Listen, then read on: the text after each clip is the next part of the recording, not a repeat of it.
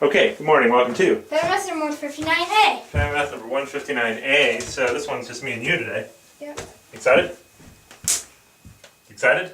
Yep. Alright. If we drove our car from the Museum of Science in Cambridge, Massachusetts to the Exploratorium in San Francisco. You ever heard of the Exploratorium? No.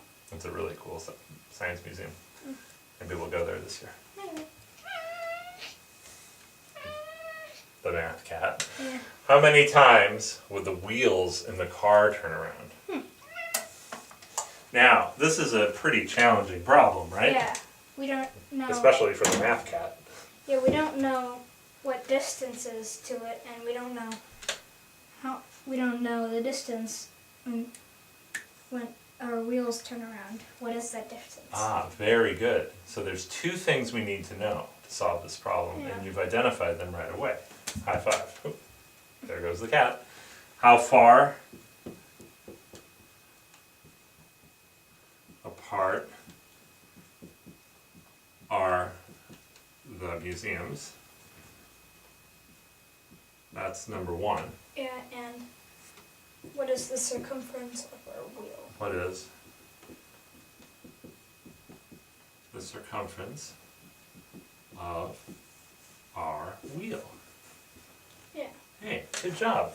You've identified the two things we need to know to solve this problem. Yeah. So how are we going to figure this out? How far apart are these two museums? Well, I don't know. How are we going to do it? Yeah, how are we going to do that?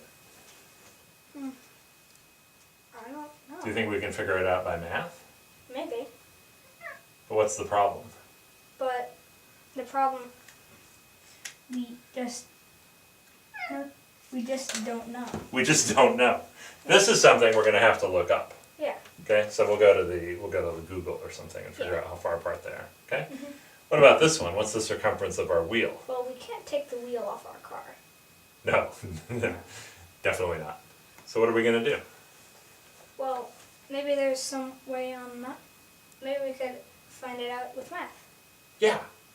How? What kind of math are we going to use to find out the circumference of our wheel? Well, maybe if we had any equivalents to our wheel. Oh, if we had a circle that was the same size as the wheel, Yeah. what would you do then?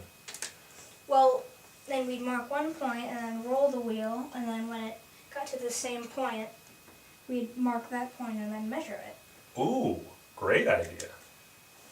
Okay, so one way to solve 2A, we'll call it, is find a circle with the same size and measure it. Okay, what would be some other thing we could do? Well, I know that once we find both of these distances, we can divide this distance here. We can divide this distance by that distance. Yeah, that's exactly right. Yeah. Okay, but what's another way we can find the circumference of our wheel? Well, we haven't really talked about circles that much.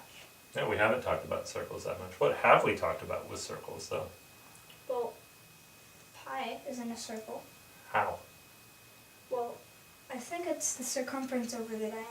Okay, so pi equals the circumference divided by the diameter. So we know what pi is, right? Yeah. Do we know what the circumference is? No. Do we know what the diameter is? Well, we can find it out How? by measuring this distance across here. Ooh, we could measure the diameter, multiply it by pi. And we get the circumference. All right, you ready to go do some searching for stuff? Yeah. Okay, here we go.